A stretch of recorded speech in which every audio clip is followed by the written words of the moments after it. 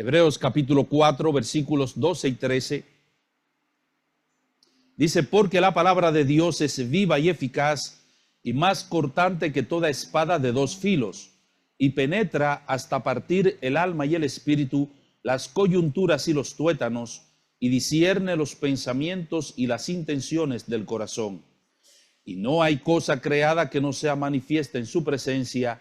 Antes bien, todas las cosas están desnudas y abiertas a los ojos de aquel a quien tenemos que dar cuenta.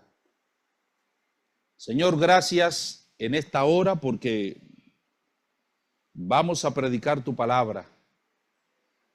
Queremos agradecerte, oh Dios del cielo, por el buen clima que ha estado haciendo, por esa brisa que nos ha refrescado en medio de el calor que nos había estado maltratando.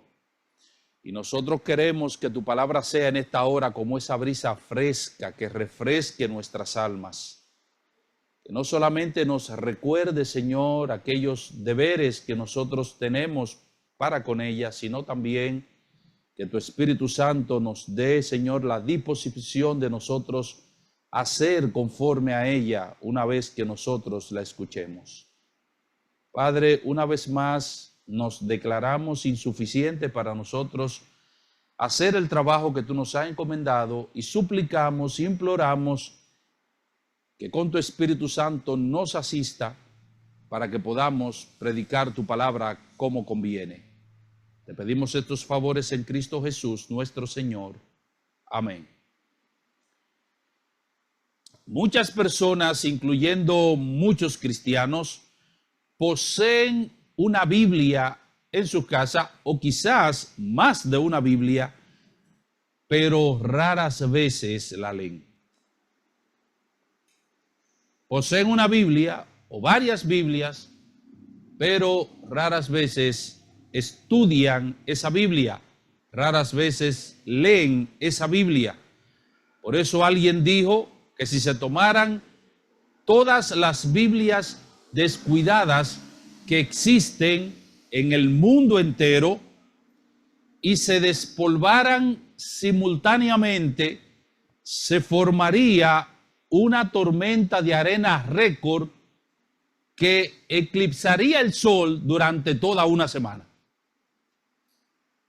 Si se toman todas las Biblias descuidadas y se despolvan al mismo tiempo, dice este autor, se formaría una tormenta de arena récord que eclipsaría el sol durante toda una semana.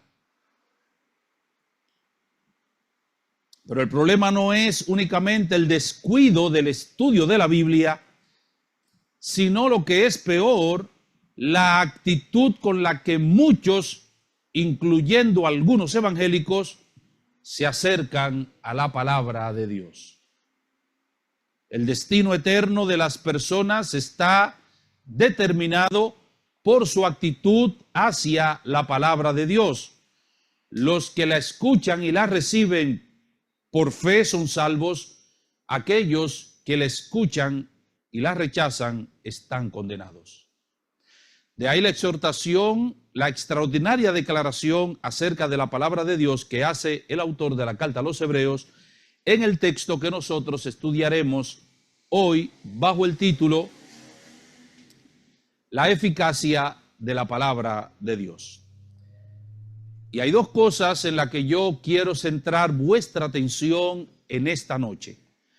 En primer lugar, nosotros veremos el contexto en el que el autor hace esta declaración de la palabra de Dios, y como hemos estado dando una serie de estudios consecutivos y ayer hablamos de eso, yo espero que ustedes ya sepan más o menos y conozcan el contexto. Así que quizás no me detendré tanto tiempo en eso. Y en segundo lugar veremos el contenido de la declaración que hace el autor aquí acerca de la palabra de Dios. Primero, el contexto en el que él hace la declaración, y en segundo lugar, el contenido de esa declaración acerca de la palabra de Dios. Es un bosquejo bien simple, bien fácil de seguir y recordar. Veamos el contexto de la declaración que hace el autor. Noten que el versículo 12 es introducido con un porque. Y cada vez que en la Biblia usted lee un porque, no importa si está comenzando un capítulo, no importa si está comenzando una nueva sección que tiene un título ahí encima, cada vez que usted lee un porque, ya automáticamente eso le dice a usted que se encuentra con una sección que está íntimamente relacionada con lo que se ha dicho anteriormente, donde el autor va a explicar algo de lo que ha dicho anteriormente, o va a explicar lo que ha dicho anteriormente, o va a concluir lo que él ha dicho anteriormente. Nótenlo ahí, porque la palabra de Dios es viva y eficaz. Cada vez que usted lee ese porque, tiene que saber, repito, primero que eso está conectado con lo que se ha dicho anteriormente. Porque nadie comienza a hablar, nadie comienza una conversación con un porque. ¿Quién comienza una conversación con un porque? Nadie. Nadie. El porque es para introducir una razón o para dar una razón de algo que se ha dicho anteriormente o para dar una conclusión de lo que se ha dicho anteriormente. Esto es una palabra conectora. Repito, que conecta lo que se ha dicho anteriormente con lo que se va a decir ahora. Así que nuestro texto es introducido con esa conjunción porque, una palabra importante, repito, porque conecta lo que se dirá a continuación con lo que se ha dicho antes, pero también sirve de explicación y conclusión de lo que se ha venido diciendo hasta ahora. Ahora bien, ¿cuál es la relación entre esta declaración de la palabra de Dios que se hace aquí y lo que se ha dicho anteriormente? ¿Cuál es el tema que el autor ha venido desarrollando y que ahora concluye con esta declaración? ¿De qué había venido hablando el autor? ¿Cuál era el tema que había venido tratando anteriormente?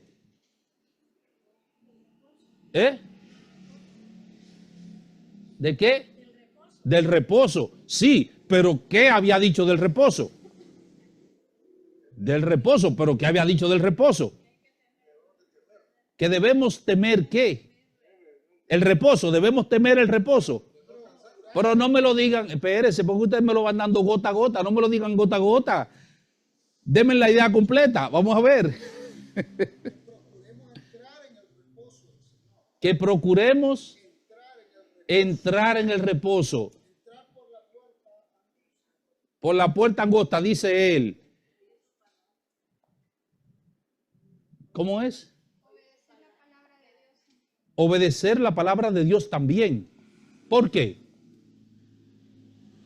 ¿Por qué? Oh, gran provecho para nosotros. Vamos a conectar las ideas, sí, están ahí. Lo que pasa es que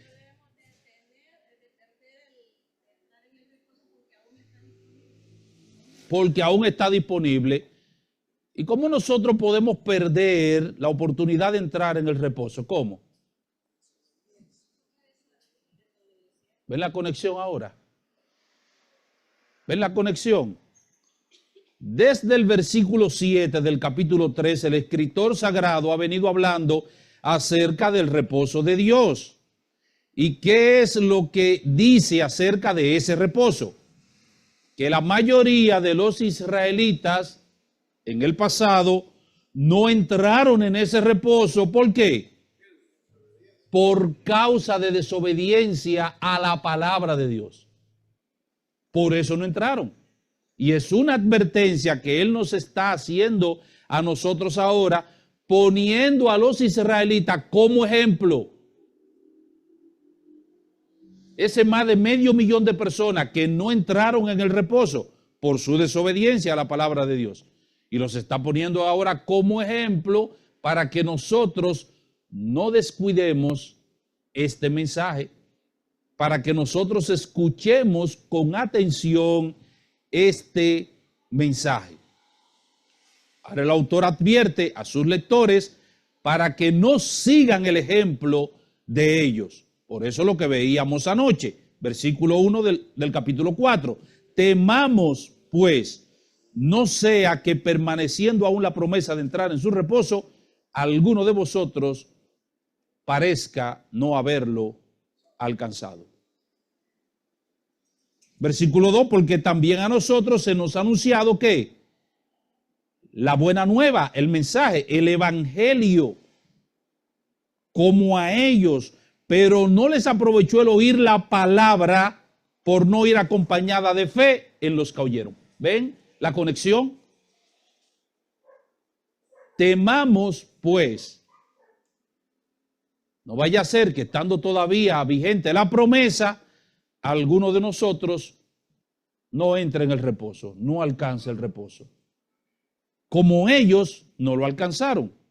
Porque aunque escucharon el evangelio, aunque recibieron la predicación del evangelio, eso no les aprovechó. Porque no fue acompañada de fe. Versículo 11. Procuremos pues entrar en aquel reposo para que ninguno caiga en semejante ejemplo de que, porque la palabra de Dios, ¿pueden ver la conexión? Porque la palabra de Dios es viva y eficaz. ¿Por qué debemos temer y procurar entrar en el reposo? Por lo que la palabra de Dios es y por lo que la palabra de Dios hace. Porque la palabra de Dios es viva y eficaz y más cortante que toda espada de dos filos y penetra hasta partir el alma y el espíritu, las coyunturas y los tuétanos, y discierne los pensamientos y las intenciones del corazón. Y no hay cosa creada que no sea manifiesta en su presencia. Por el contrario, todas las cosas están desnudas y abiertas a los ojos de aquel a quien tenemos que dar cuenta. Ese es el contexto en el que el autor ahora nos va a hablar del contenido de la declaración. Y eso nos lleva de la mano a nuestro segundo encabezado. Hay dos cosas que encontramos en esta declaración de la palabra de Dios. En primer lugar, se describe la naturaleza de la palabra de Dios, es decir, lo que la palabra de Dios es, lo que la Biblia es. Y en segundo, se describe lo que la Biblia hace, lo que la palabra de Dios hace. En esta primera parte me quedaré con lo que la palabra de Dios es. En la segunda parte de la conferencia de hoy, entonces veremos lo que la palabra de Dios hace. ¿Qué es la palabra de Dios? El autor nos dice tres cosas, básicamente. En primer lugar, nos dice que la palabra de Dios es viva. Porque la palabra de Dios es viva. ¿Y qué significa que la palabra de Dios es viva? ¿Qué significa eso? Dos cosas. En primer lugar, esto significa que la palabra de Dios permanece vigente. Que la palabra de Dios permanece vigente. 1500 años antes de Cristo, antes de que el Señor Jesucristo apareciera en Palestina, Dios le prometió a Israel que le daría reposo en la tierra de Canaán. Deuteronomio capítulo 12.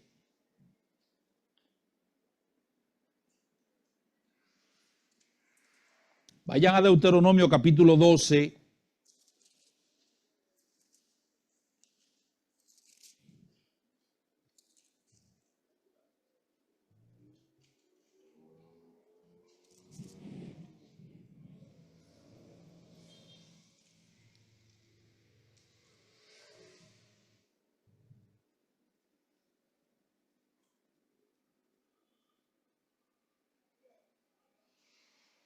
Versículos 9 y 10 dice la palabra de Dios, porque hasta ahora no habéis entrado al reposo y a la heredad que os da Jehová vuestro Dios, mas pasaréis el Jordán y habitaréis en la tierra que Jehová vuestro Dios os hace heredar, y él os dará reposo de todos vuestros enemigos alrededor y habitaréis seguro.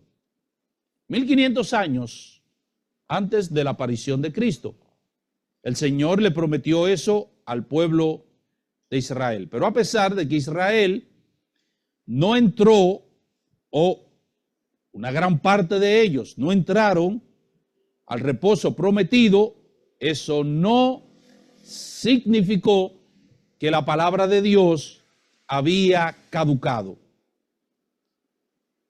Porque 500 años antes o 500 años más tarde de que Dios hiciera esta promesa, David habló de ese reposo. Salmo 95, versículos 6 al 11, que es el texto en el que el autor de Hebreos se apoya en el capítulo 3, los versículos 7 al 19. Salmo 95.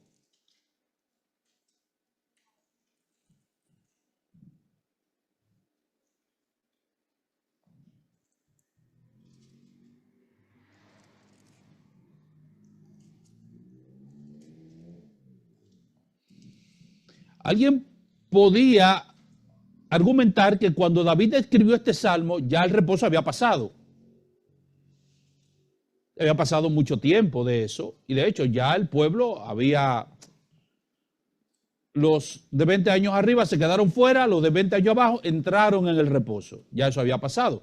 Se supone que David ahora no debió escribir acerca de un reposo, porque se supone que ya Dios había cumplido su palabra, había cumplido su promesa, y el pueblo había entrado en el reposo. Y ahora David escribe, versículo 6, Salmo 95.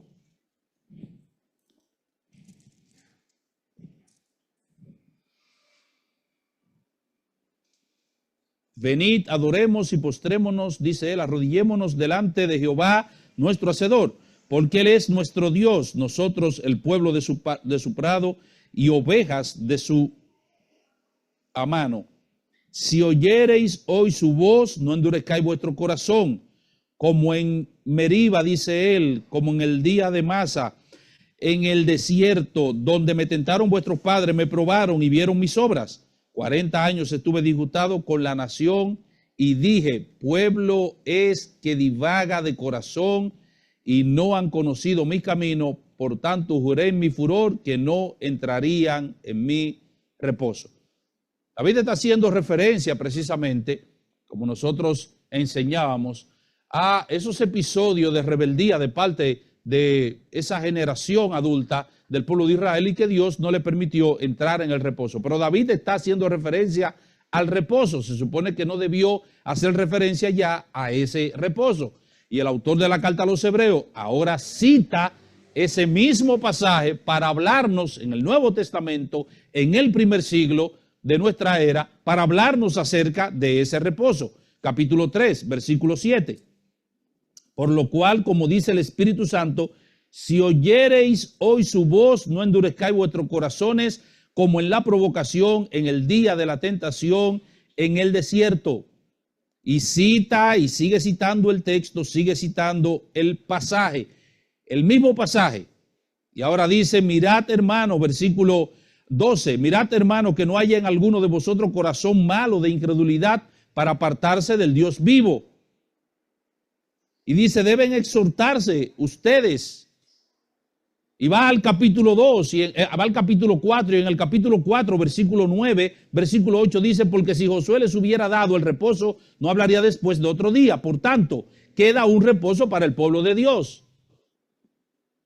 O sea, el reposo que Dios prometió en el Antiguo Testamento, se lo prometió a Abraham, luego se lo prometió al mismo pueblo y le dijo que entrarían en el reposo.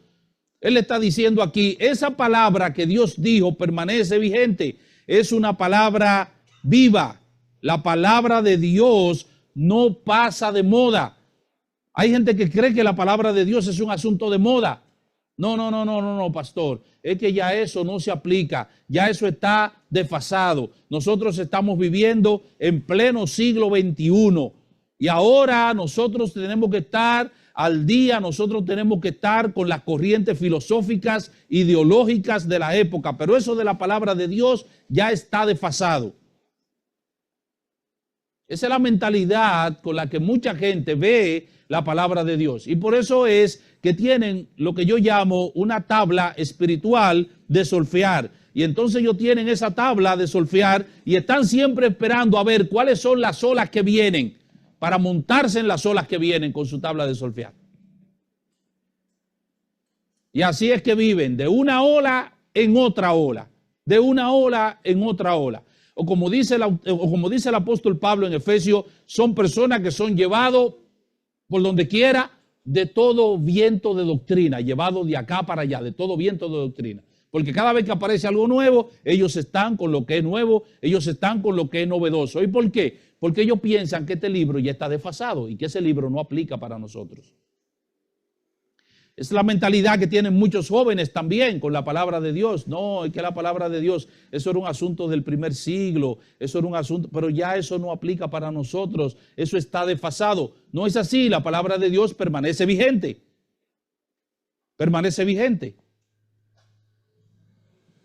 Cuando Jesús fue tentado por el diablo, ¿a qué apeló Jesús? ¿A qué apeló Jesús? ¿Pero a cuál palabra?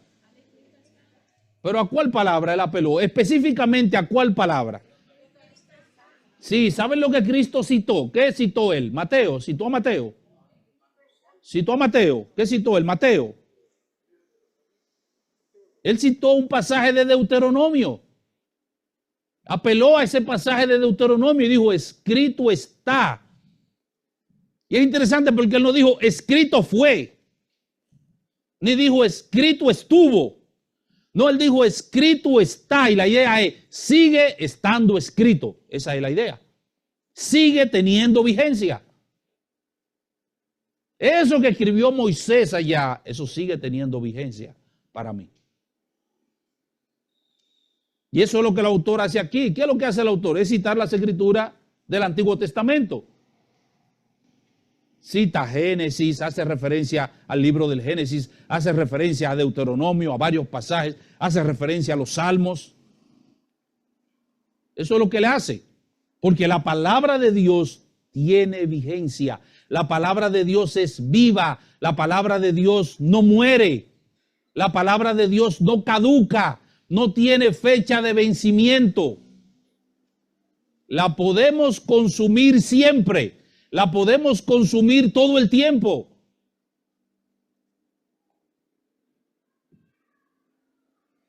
Mateo capítulo 5, versículo 17, Cristo declaró, no penséis que he venido para abrogar la ley o los profetas.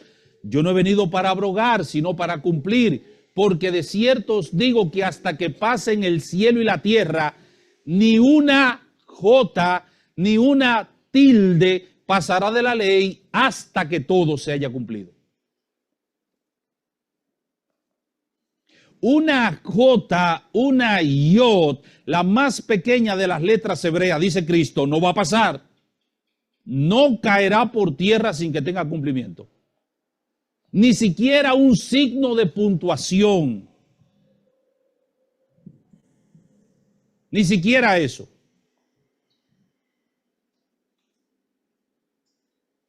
Ni siquiera eso.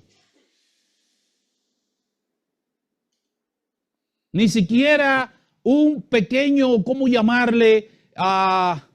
Un pequeño, no sé cómo llamarle a eso, que cambia el sentido de una letra por otra, o cambia, hace que una letra cambie por otra. Ni siquiera eso. Es como, por ejemplo, que usted tiene la P, y si usted quiere convertir esa P en una R, ¿qué usted tiene que hacer? ¿Qué usted hace? Le agrega un palito. Y si usted tiene una A y la quiere convertir en una O, ¿qué es lo que usted hace? Le quita el rabito. Eso es lo que le está diciendo. Ni siquiera eso pasará.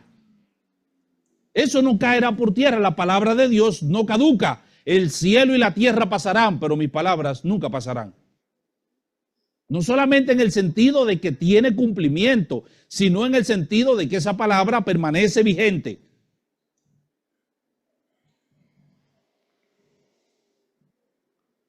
Y en segundo lugar, que la palabra de Dios es viva. Eso significa que la palabra de Dios tiene vida, que ella es vida y por lo tanto generadora de vida espiritual. La palabra de Dios no es una palabra muerta, por eso esa palabra puede impartir vida. Juan capítulo 6, versículo 63.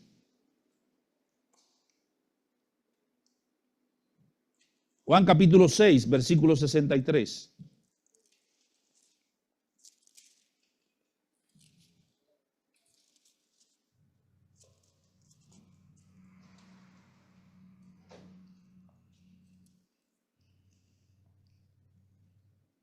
El Espíritu es el que da vida, la carne para nada aprovecha.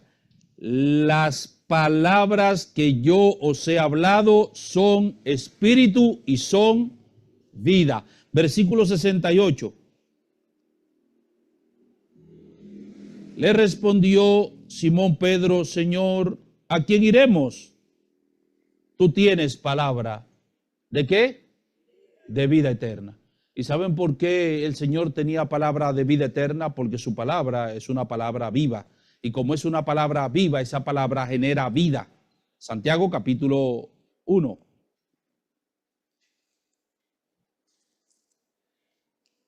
Santiago capítulo 1.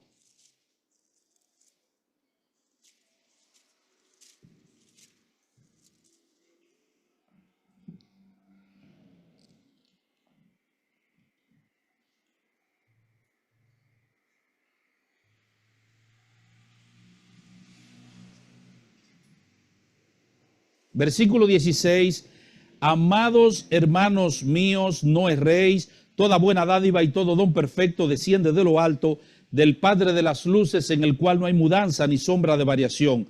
Él de su voluntad nos hizo nacer, ¿por qué? Por la palabra de verdad, para que seamos primicias de sus criaturas. ¿Cómo Dios nos trajo a la vida espiritual? ¿Cómo Él nos dio vida? Por la palabra de Dios. Por su palabra, porque esa palabra genera vida. Primera de Pedro capítulo 1,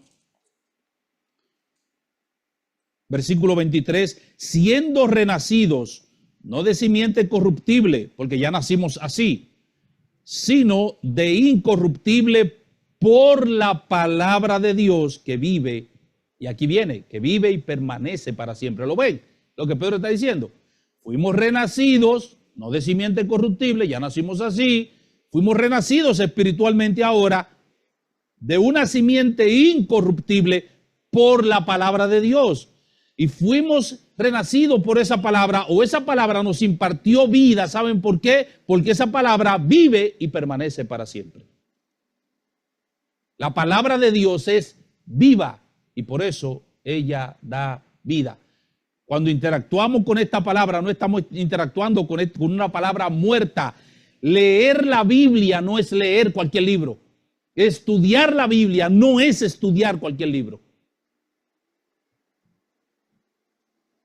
Leyendo un libro de historia, usted no se va a convertir. No, la gente no se convierte con eso. Un libro de historia, de matemáticas, de lo que sea, eso no le da vida. Este libro da vida, imparte vida. La palabra de Dios, en segundo lugar, es poderosa, porque la palabra de Dios es viva y eficaz. Eficaz. La palabra que se traduce ahí como eficaz es la palabra griega energés, de donde viene nuestra palabra energía. De modo que podemos decir que la palabra de Dios es enérgica o poderosa. Poderosa. Eso quiere decir que la palabra de Dios es capaz de hacer todo aquello para lo cual Dios la envió. Voy a repetir eso. La palabra de Dios es capaz de hacer todo aquello para lo cual Dios la envió. Isaías capítulo 55, versículos 10 y 11. Isaías 55, versículos 10 y 11.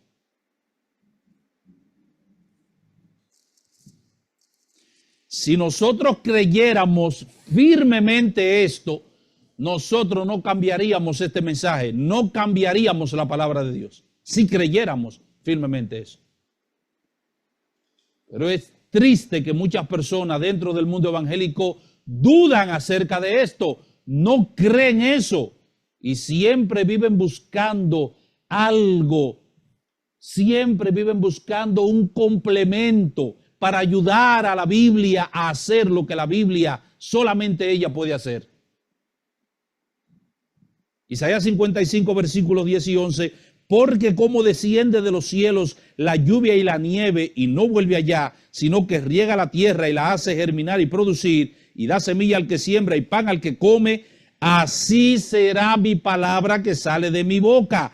No volverá a mi vacía, sino que hará que lo que yo quiero y será prosperada en aquello para lo cual la envié. Porque con alegría saldréis y con paz seréis vueltos. Los montes y los collados levantarán canción delante de vosotros y todos los árboles del campo darán palmada de aplauso. Como la lluvia que el Señor manda a la tierra y no regresa allá vacía, sino que esa lluvia cumple su propósito, hace lo que Dios quiere, regar la tierra para darle semilla al que siembra y darle pan al que come. Así es la palabra de Dios. No retorna a él vacía, hace lo que Dios quiere que ella haga. Oh, mis amados, si nosotros creyéramos eso firmemente, entonces nosotros fuéramos más fieles, no solamente estudiando esta palabra, no solamente creyéndola, sino predicando esa palabra. Porque sabemos que ella hará lo que Dios quiere que haga. Hablando a los ancianos de Éfeso, Pablo les encomienda la palabra de Dios, o los encomienda a la palabra de Dios. Y dice él que él los encomienda a la palabra de Dios. ¿Saben por qué? Porque ella es poderosa, dice él, para sobreedificaros y daros herencia con los santificados. Y ahora os encomiendo a la palabra de su poder, dice él, Hechos 20:32. A los tesalonicenses dice él que la palabra de Dios actúa en nosotros los creyentes, haciendo lo que Dios quiere que ella haga. Por eso es que tenemos que predicar esa palabra, porque Dios la va a usar para hacer lo que Él quiere que hagamos. Y en 2 Timoteo 3:16 y 17, ya ustedes lo conocen, la palabra de Dios es poderosa para llevarnos a vivir la vida que agrada a Dios. Déjenme concluir con esto. Alguien felicitó a Lutero en una ocasión por la reforma que había llevado a cabo en Alemania en el siglo XVI. Y Lutero le respondió a esa persona que en realidad él no había hecho absolutamente nada, que esa transformación que había experimentado Alemania en el siglo XVI la había efectuado la palabra de Dios mientras él estaba bebiendo cerveza con su amigo Melanchthon. El poder de la palabra, porque esta palabra es eficaz, esta palabra es poderosa. Así es esta palabra. La palabra de Dios es energética, la Biblia es tan operativa que es capaz de convertir incluso a aquellos que ni siquiera están pensando en conversión, que la están leyendo pero no para convertirse, sino con otros objetivos, con otras intenciones, o aquellos que vienen a escucharla pero no con la intención de convertirse. esa palabra es poderosa para convertirlo. Digo, yo estoy seguro que la mayoría de nosotros cuando se convirtió no salió para la iglesia a convertirse. No dijo, voy a ir a la iglesia y me voy a convertir hoy. Hoy es el día mío, hoy me voy a convertir. No, usted vino para acompañar a alguien. Usted vino para complacer a un amigo que lo invitó o a un familiar. O usted vino porque lo trajeron a la mala. O usted vino a la iglesia para salir de esa persona, de ese amigo que lo tenía cansado, invitándole a la iglesia. Pero usted no salió a convertirse. Pero esa palabra es poderosa. Se expuso a ella y la palabra lo convirtió.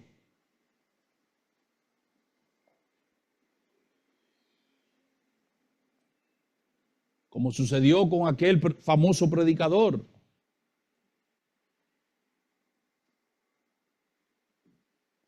George Whitefield, famoso predicador itinerante.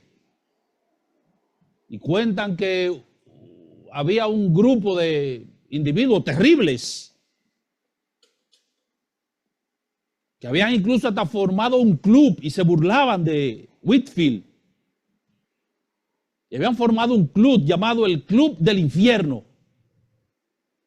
Enemigos del cristianismo y de la palabra de Dios. Y había uno de esos individuos que era muy carismático y entonces él imitaba a Whitefield para burlarse de él. Y cuenta la historia que el individuo hacía una caracterización de Whitefield tan perfecta, o sea, lo imitaba tan bien y un día imitándolo como él predicaba, dice la escritura que se convirtió. Su misma predicación en tono de burla lo convirtió.